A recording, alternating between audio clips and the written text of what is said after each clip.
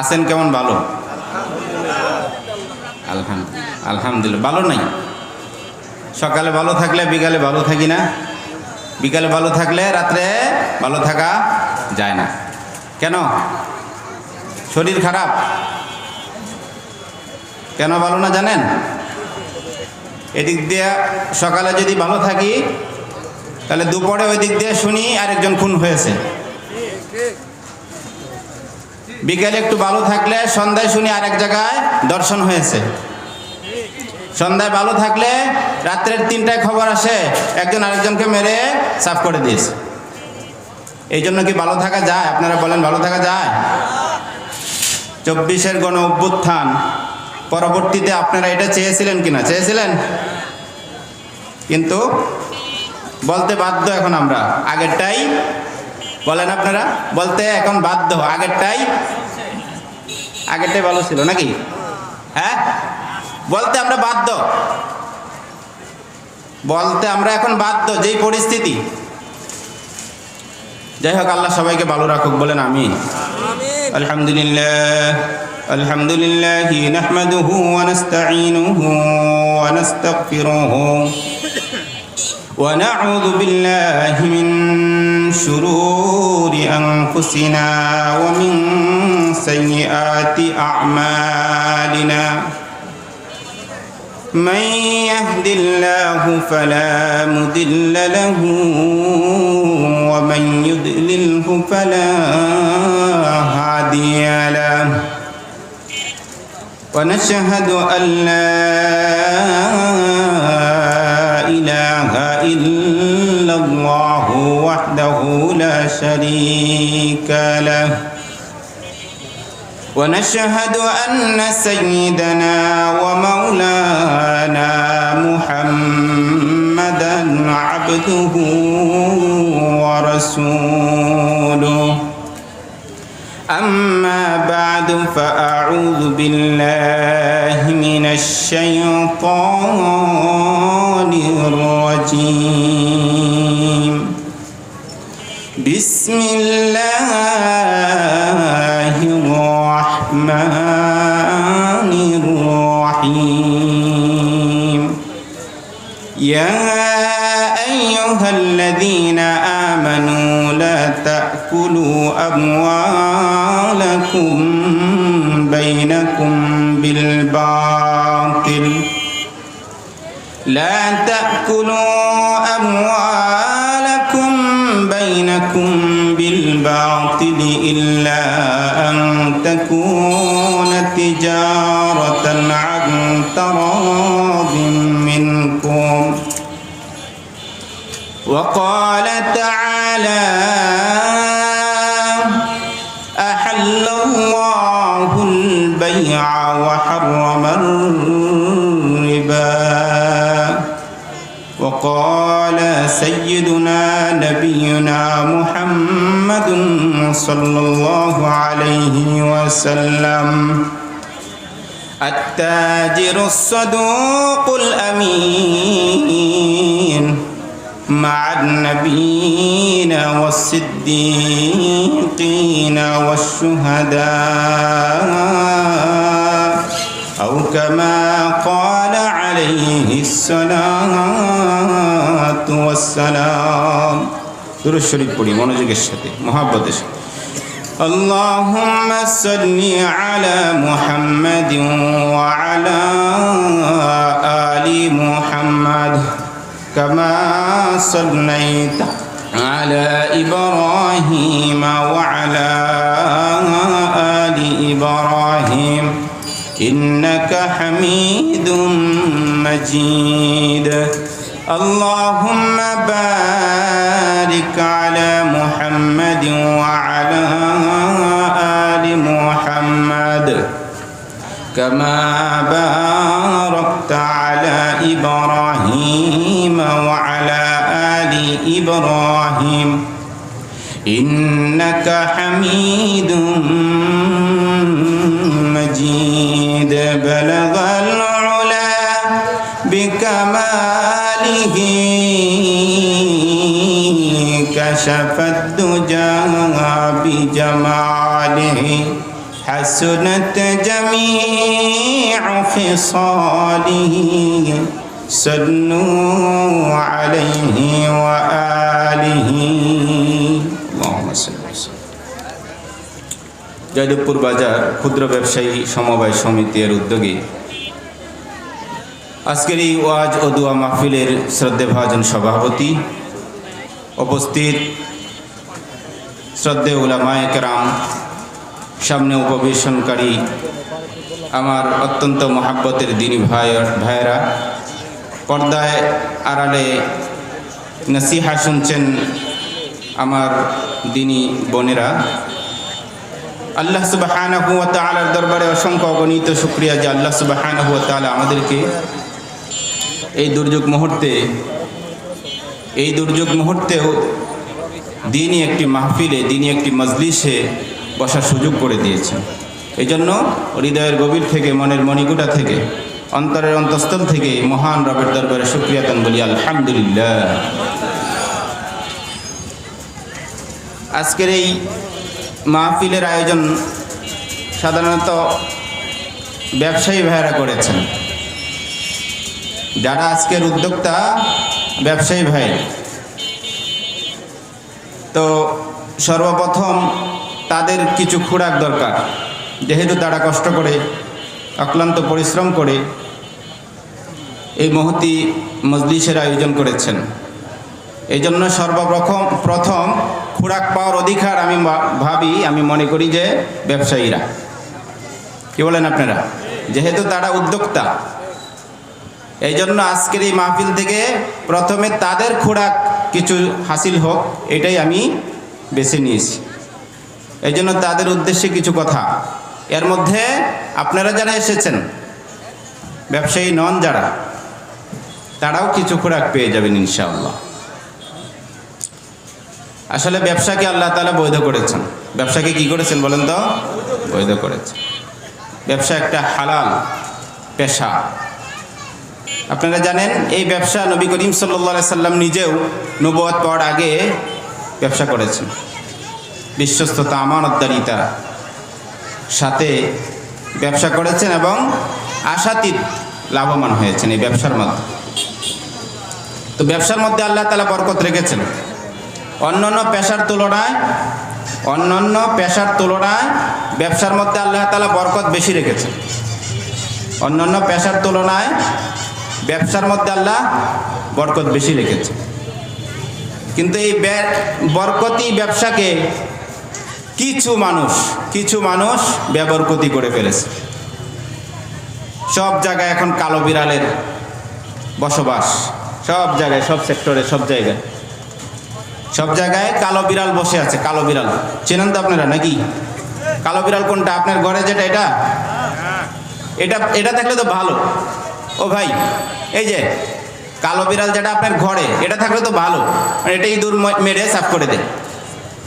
আর সমস্ত সেক্টরে যে কালো বিড়াল বসে আছে, এরা তো দেশের ক্ষতি করছে, জনগণের ক্ষতি করছে।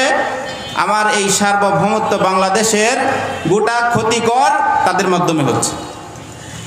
সমস্ত জায়গায়, ব্যবসা অঙ্গন বলেন, কোর্ট কাছারি বলেন, আদালত বলেন, অফিস আদালত বলেন, সমস্ত জায়গায় দুর্নীতিবাজ, অনৈতিক কাজ কর্মর সাথে জড়িত এমন মানুষ গাপটি মেরে বসে আছে। এই জন্য কোথাও শান্তি নেই। এই ব্যবসা একটা হালাল কর্মযোগ্য ব্যবসা, একটা হালাল কর্মযোগ্য।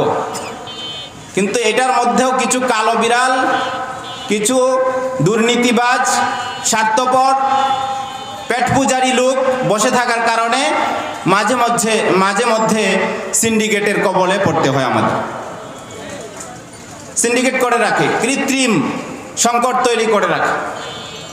কৃত্রিম সংকট, বাজারে প্রচুর পরিমাণ মালামাল আছে, দ্রব্যাদি আছে, কিন্তু এরা কিছু সংখ্যক ব্যক্তি এগুলোকে সিন্ডিকেট করে, এগুলোকে গুদামজাত করে, এগুলোকে কুক্ষিগত করে জনগণকে কষ্টের মধ্যে নিমজ্জিত করে। সিন্ডিকেট করেছে। তো এই সমস্ত কালোবাজারিদের থেকে দেশ জাতি সবাইকে রক্ষা করতে হবে। কি বলবেন? এই সত্য কথাগুলোই যখন ইমাম সাহেব বলে, তার উপর কি নেমে আসে? জুলুম নির্যাতনের স্টিম রোলার চালানো হয়। এই কথাগুলো সাধারণ মানুষ বললে গুম খুন শিকার হতে হয়। এই কথাগুলো যদি প্রশাসনের কোনো সৎ মানুষগুলো বলে, তার চাকরি চলে যায়। তাহলে কি আমরা ধরে নেব যে অপরাধীর হাত শক্তিশালী রাষ্ট্রযন্ত্রের থেকেও? এমনই তো দেখা যাচ্ছে। অপরাধীদের কাছে কি রাষ্ট্রশক্তি জিম্মি নাকি? নচেত কেন অপরাধীদের হাতে একজন সৎ সঠিক মানুষগুলো নির্যাতিত হবে, মাজলুম হবে? প্রশাসন কিছুই করতে পারছে না, সরকার মহোদয় কিছুই করতে পারছে না। এই জন্য সমস্ত সেক্টরে কালো বিড়ালের আনাগোনা বেড়ে গেছে। দুর্নীতিবাজ, পেট পূজারি, স্বার্থলোভী মানুষ সব জায়গায় গাপটি মেরে বসে আছে। এই ব্যবসা অঙ্গনের মধ্যে এরকম দুর্নীতিবাজ, যারা নাকি নিজের স্বার্থের জন্য গুদামজাত করে রাখে, সিন্ডিকেট করে রাখে, এদিকে সমস্ত মানুষ, দেশের সাধারণ পাবলিক, সাধারণ মানুষ না খেয়ে অর্ধাহারে অনাহারে উপবাসে মারা যায়, আর ওদিকে কিছু সংখ্যক অসাধু দুর্নীতিবাজ পেট পূজারি মানুষ, স্বার্থলোভী মানুষ আঙুল ফুলে তাল গাছ হয়ে যায়। ঠিক কিনা বলো? আঙুল ফুলে তাল গাছ।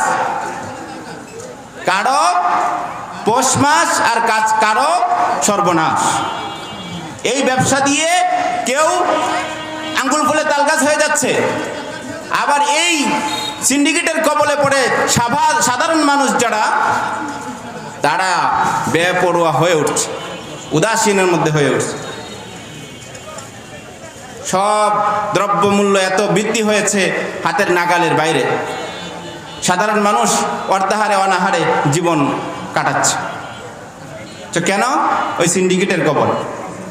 এই জন্য দেখেন, সিন্ডিকেট যারা করে, অসাধু ব্যবসায়ী যারা গুদামজাত করে রাখে, প্রয়োজনের সময় যারা দ্রব্যগুলো বাজারে সাপ্লাই করে না, সিন্ডিকেট করে যারা, গুদামজাত করে যারা, তাদের দুইটা পুরস্কার আছে। আপনারা কি তাদের পুরস্কার চান না তিরস্কার চান? বলে না কিছুই। তিরস্কার। আচ্ছা, তাহলে পুরস্কার হবে না নাকি? যারা সিন্ডিকেট করে নিজে আঙ্গুল ফুলে তালগাছ হয়ে যায়, আর সাধারণ মানুষ না খেয়ে অর্ধাহারে মরে, তাদের ব্যাপারে রাসূল সাল্লাল্লাহু আলাইহি ওয়াসাল্লাম দুটি তিরস্কারের কথা বলেছেন। কয়টি? হ্যাঁ, এই খবরগুলো পৌঁছে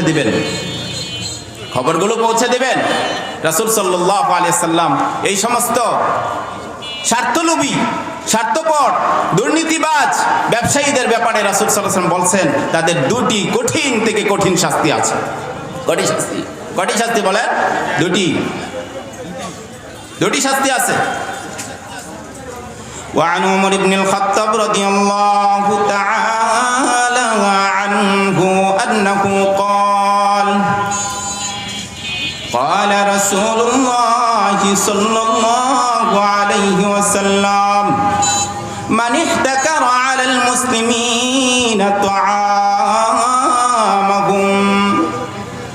ضربه الله بالجزام والأفلاس।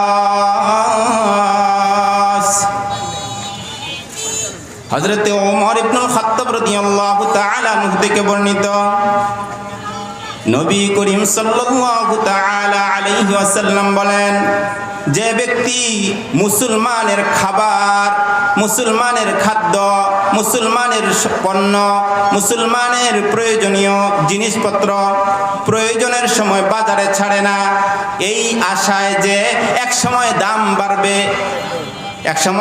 দাম বাড়বে, পরে ছাড়বো,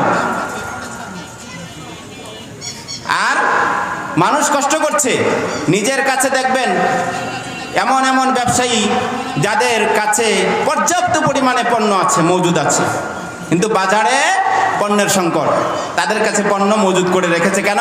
এক সময় বাড়বে, এগুলো ছাড়বে। রাসূলুল্লাহ সাল্লাল্লাহু আলাইহি ওয়াসাল্লাম বলেন, এমন ব্যবসায়ীদের তিরস্কার, এমন ব্যবসায়ীদের শাস্তি হলো দুইটা। যে ব্যক্তি নাকি মুসলমানদের অভাবের সময়, প্রয়োজনের সময় খাদ্যগুলো গুদামজাত করে রাখে, বেশি লাভবান হবে। এই জন্য রাসূল সাল্লাল্লাহু আলাইহি সাল্লাম বলেন তার জন্য দুইটি কঠিন থেকে কঠিন শাস্তি আছে। এক নম্বর হলো সে কুষ্ঠ রোগে ভুগে মারা যাবে, নাউজুবিল্লাহ। কি রোগে? কুষ্ঠ রোগে।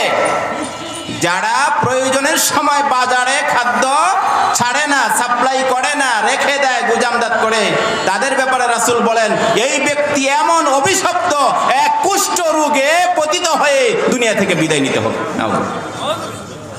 কুষ্ঠ রোগে, এটা কি স্বাভাবিক না অসাধারণ? অসাধারণ শাস্তি। আরেকটা শাস্তি কি? ওয়াবিল আফলাস, এক সময় সে নিজে দরিদ্রতার মধ্যে ভুগবে। এখন তো কোটি কোটি টাকায় কামাই করছে, দুর্নীতি করে কোটি কোটি টাকায় কামাই করছে। এক সময় এই ব্যক্তিটা দৈন্যদশা হবে, এই ব্যক্তি দেউলিয়া হবে। যারা প্রয়োজনের সময় গুদামজাত করে রাখে, কোটিপতি হয়ে যায় এক সময়, এই ব্যক্তির শাস্তি নবীজি বলছেন অবশেষে তার এই অর্থ থাকবে না, এই কোটি কোটি টাকা থাকবে না, এক সময় সে নিঃস্ব হবে। এটার প্রমাণ আছে আপনাদের সামনে? বলেন আছে? একটা প্রমাণ দিই। কোটি কোটি টাকার মালিক হয়, দুর্নীতি করে, এই ব্যক্তি অবশেষে দেউলিয়া হয়। এর একটা প্রমাণ দেই। 24শে আগস্টের পরে দরবেশ বাবার নাম শুনেছেন আপনারা? শুনেন নাই? দরবেশ বাবা, আরে দরবেশ বাবার নাম শুনেন নাই? এই দরবেশ বাবা যখন পালাতে গিয়েছিল দেশ থেকে, তখন কি করেছিল? দাড়ি মুন্ডিয়ে জামা জুব্বা ফেলে দিয়ে দাড়ি পর্যন্ত শেষে ফেলেছে বাঁচার জন্য। কোটি কোটি টাকা জালেমের উপর ভর করে, স্বৈরা শাসকের উপর ভর করে, জালেমের উপর ভর করে কোটি কোটি টাকা মানুষ থেকে ছিনতাই করেছে, মানুষ থেকে আত্মসাৎ করেছে। এখন কি অবস্থা? কোথায় আছে? জেলে পড়ে আছে। এই সম্পদ তার থেকেও নাই, দেউলিয়া হয়ে গেছে। ব্যাংকের কাছে এত পরিমাণ ঋণ, পুরো সম্পত্তি বিক্রি করলেও ব্যাংকের ঋণ পরিশোধ করা যাবে না। নিয়েছে কেমনে? ওই যে সরকারের সাথে হাত ছিল। তো দুর্নীতি করে যারা কোটি কোটি টাকার মালিক হয়, রাসূল সাল্লাল্লাহু আলাইহি সাল্লাম বলছেন এই মালিকত্ব একদিন থাকবে না, সে এক সময় পরিশেষে দেউলিয়া হতে হবে। ইবনে মাজাহ শরীফের হাদিস আপনাদেরকে শুনিয়েছি।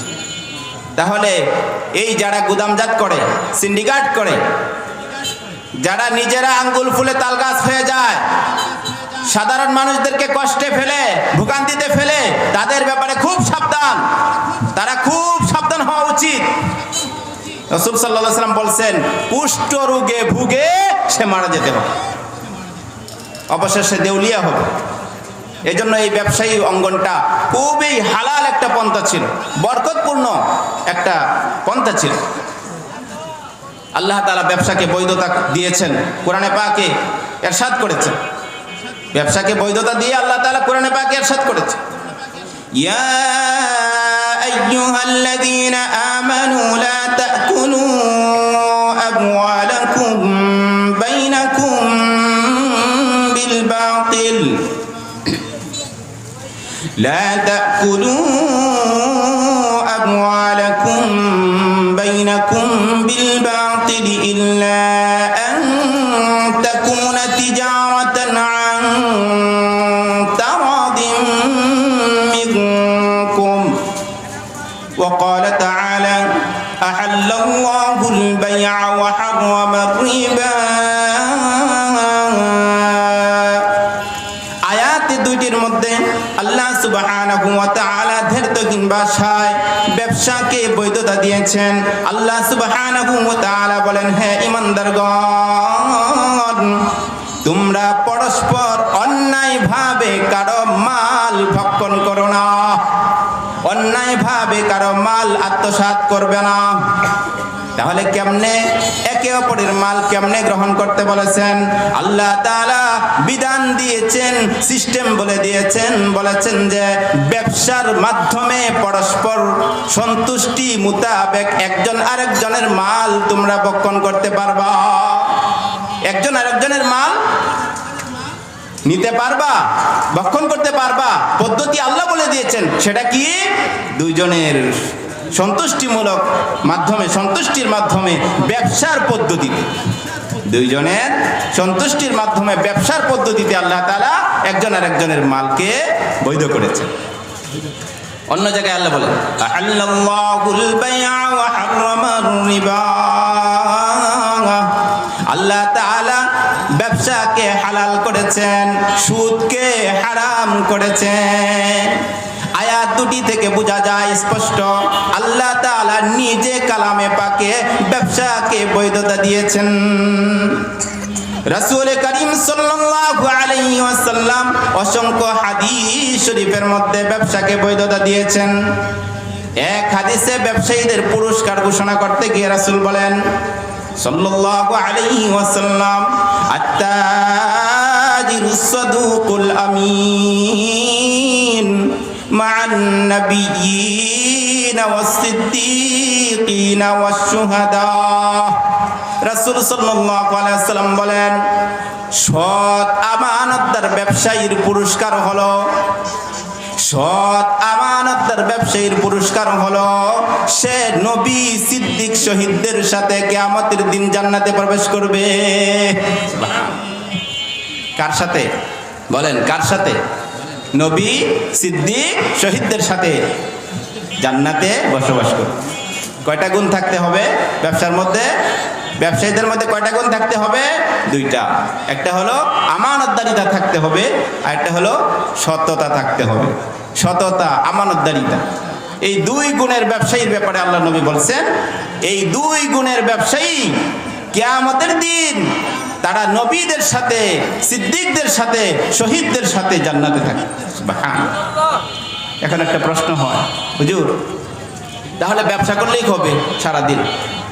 তাহলে ব্যবসায়ী, সৎ ব্যবসায়ী যেহেতু জান্নাতে যাবে, তাহলে নামাজ, রোজা, হজ, যাকাত এগুলোর কোনো প্রয়োজন নাই? কি বলেন আপনারা? প্রশ্ন জাগে কিনা হাদিস থেকে?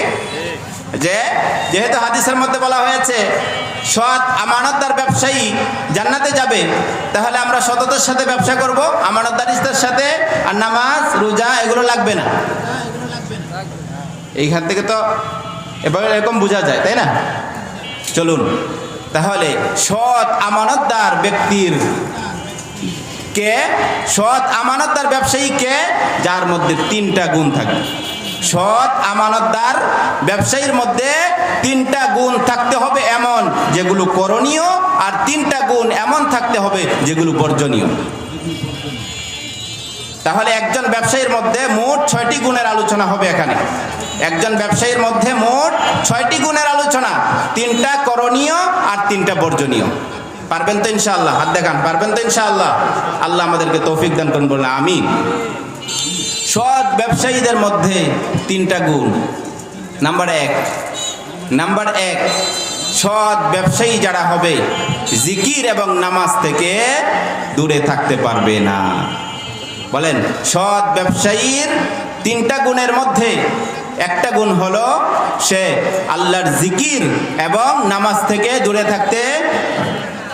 এটা কোরআনের মধ্যে আছে।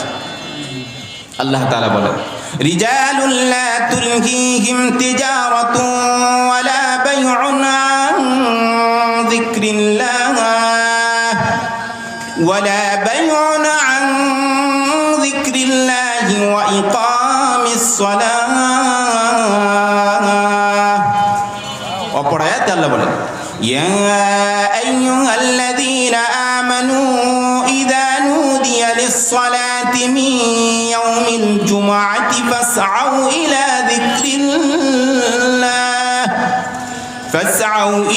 যিকরিল্লাহি ওয়া যারুল বাই', যালিকুম খায়রুল লাকুম ইন কুনতুম তা'লামুন। সৎ ব্যবসায়ীর মধ্যে তিনটা গুণ থাকবে। তার মধ্যে একটা হলো এই সৎ ব্যবসায়ী যে নাকি হতে চায়, এক নম্বর গুণ হলো আল্লাহর জিকির থেকে, নামাজ থেকে দূরে থাকতে পারবে না। যেমন আল্লাহ তাআলা এই আয়াতের মধ্যে স্পষ্ট জানিয়ে দিয়েছেন, রিজালুল লা তুলহিহিম তিজারাতু ওয়ালা বাইউন আন যিকরিল্লাহ। রিজালুল্লাহ, তারাই তো আল্লাহ তাআলার কাছে শ্রেষ্ঠ ব্যবসায়ী। কারা? যাদেরকে তাদের ব্যবসা বাণিজ্য জিকির থেকে, নামাজ থেকে দূরে রাখতে পারে না। জিকির থেকে, নামাজ থেকে দূরে রাখতে পারে না। আল্লাহ তাআলা নিজে সার্টিফিকেট দিচ্ছেন যে তারাই হলো আল্লাহর কাছে শ্রেষ্ঠ ব্যবসায়ী। সুবহানাল্লাহ। সূরাতুল জুমার মধ্যে আল্লাহ বলেন, ইয়া আইয়ুহাল্লাযীনা আমানু ইযা নুদিয়া লিস-সালাতি মিন ইয়াউমিল জুমআহ। হে ঈমানদারগণ, জুমার নামাজের আযান যখন হয়ে যাবে তখন তোমাদেরকে যেন তোমাদের ব্যবসা বাণিজ্য ধরে রাখতে না পারে, অর্থাৎ এগুলোকে ছেড়ে দিয়ে দ্রুত বেগে জুমার নামাজের জন্য যাও। ব্যবসা বাণিজ্য যেন তোমাদেরকে আটকে না রাখতে পারে, এগুলোকে ছেড়ে দাও। ওয়াজারুল বাইআ, ব্যবসা বাণিজ্যকে ছেড়ে দাও। ছেড়ে যাবে কোথায়? আল্লাহ বলেন, ফাসআউ ইলা যিকরিল্লাহ, জিকিরের দিকে যাও, অর্থাৎ জুমার নামাজের দিকে যাও। তাহলে এখান থেকে বোঝা গেল, ব্যবসায়ী যদি সৎ হতে চায়, সৎ ব্যবসায়ী যদি হতে চায়, তাহলে এক নম্বর গুণ হলো তার মধ্যে আল্লাহ তাআলাকে ভোলা যাবে না এবং নামাজ থেকে দূরে থাকা যাবে। রাজি আছেন তো ইনশাআল্লাহ? রাজি আছেন তো ইনশাআল্লাহ?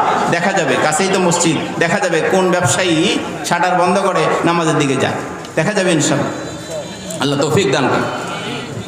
দুই নম্বর গুণ যেটা থাকতে হবে, দুই নম্বর গুণ যেটা থাকতে হবে সেটা হলো সত্য বলতে হবে ব্যবসার মধ্যে। কি বলতে হবে বলেন? সত্য বলতে হবে। হাদিস শরীফ প্রমাণ করে তিনটা গুণ থাকতে হবে, তাহলে এই ব্যবসায়ী সৎ হিসাবে প্রমাণ হবে। তিনটা গুণ হাদিস শরীফের মধ্যে আসছে। রাসূল সাল্লাল্লাহু আলাইহি ওয়াসাল্লাম বলেন, আত-তুজ্জারুন ইউবাসুনা ইয়াউমাল কিয়ামাতি ফুজ্জারা ইল্লা মান ইত্তাকাল্লাহ ওয়া বাররা ওয়া সাদাকা। রাসূল সাল্লাল্লাহু আলাইহি ওয়াসাল্লাম বলেন, সমস্ত ব্যবসায়ী কিয়ামতের দিন পাপিষ্ঠ নরাদম হিসাবে উঠবে। নাউজুবিল্লাহ বলেন। তবে তিনটা গুণ যার মধ্যে থাকবে, যেই ব্যবসায়ীর মধ্যে তিনটা গুণ থাকবে। কয়টা গুণ? তিনটা গুণ থাকবে। এই ব্যবসায়ী ফুজ্জার, পাপিষ্ঠ হিসাবে উঠবে না। এক নম্বর, মানিত্তাকাল্লাহ, যে আল্লাহকে ভয় করে, আল্লাহকে ভয় করে। যদি ভয় থাকে তাহলে বলেন ওজনে কম দিবে কিনা? যদি আল্লাহর ভয় থাকে তাহলে ওজনে কম দিবে কিনা? কম দিবে না। যদি আল্লাহর ভয় থাকে তাহলে পচাটা দিবে না। আলু একটা পচা ভিতরে ঢুকিয়ে দিছে, পেঁয়াজ দুইটা পচা ভিতরে ঢুকিয়ে দিছে, জানে আপেল এটা পচা নষ্ট, তারপরে ভিতরে ঢুকিয়ে দিয়েছেন। রাসূল সাল্লাল্লাহু আলাইহি ওয়াসাল্লাম বলেন, ব্যবসায়ীর মধ্যে গুণ থাকতে হবে, মানিত্তাকাল্লাহ, আল্লাহকে ভয় করতে হবে। ওয়া বাররা, সৎ হতে হবে। ওয়া সাদাকা, সত্য বলতে হবে। তাহলে তিনটা গুণ থাকতে হবে ব্যবসায়ীর মধ্যে। রাসূল বলেন, এক নম্বর আল্লাহকে ভয় করতে হবে, দুই নম্বর সৎ কর্মশীল হতে হবে, তিন নম্বর ব্যবসার মধ্যে সত্য বলতে হবে। সত্য, সত্য বলতে। এখন তো আমরা সততা কি জিনিস এটাই বুঝি না। সততা কি জিনিস ব্যবসার মধ্যে এটাই বুঝি না। বলে যে হুজুর সত্য যদি থাকি ব্যবসার লাল বাতি জ্বলবে, সৎ পথে যদি চলতে যাই ব্যবসার নাকি লাল বাতি জ্বলবে। নাউজুবিল্লাহ। অথচ ব্যবসা করেছেন যারা পূর্বের যুগে, সৎ ব্যবসায়ী যারা ছিলেন, আল্লাহ নিজে তাদেরকে সাহায্য করেছেন। সুবহানাল্লাহ। ইমাম বুখারীর নাম শুনেছেন আপনারা, কে উনিও এক সময় ব্যবসা করতেন। সুবহানাল্লাহ। এত বড় মুহাদ্দিস, হাদিস বিশারদ, 6 লক্ষ হাদিস ওনার সিনা মোবারকে ছিল। সুবহানাল্লাহ। 6 লক্ষ হাদিস। কয়টা জানেন আপনারা? কয়টা হাদিস জানি আমরা? 6 লক্ষ হাদিস ইমাম বুখারী রাহমাতুল্লাহ মুখস্থ জানতেন। এই ইমাম বুখারী এক সময় ব্যবসায়ী ছিলেন, সৎ ব্যবসায়ী। কেমন সৎ ব্যবসায়ী? ছোট্ট একটা ঘটনা। ইমাম বুখারী রাহমাতুল্লাহ আলাইহি ব্যবসা করেন। খবর আসলো অমুক এলাকা থেকে ব্যবসায়ী একটা পার্টি আসবে। ফাথুল বারীতে ইবনে হাজার আসকালানী ঘটনা নকল করেছেন। ব্যবসায়ী পার্টি আসবে, অমুক জায়গা থেকে একটা পণ্য নিবে, ওনার সাথে ডিল করবে, চুক্তি করবে, পত্র মারফত জানিয়ে দিয়েছে আগেই, যেমন সাধারণ ব্যবসার মধ্যে হয়ে থাকে, বড় বড় ব্যবসার মধ্যে হয়ে থাকে। ইমাম বুখারী জানতে পারলেন অমুক জায়গা থেকে একটা ব্যবসায়ী পার্টি আসবে, আমার কাছ থেকে অমুক একটা পণ্য নিবে।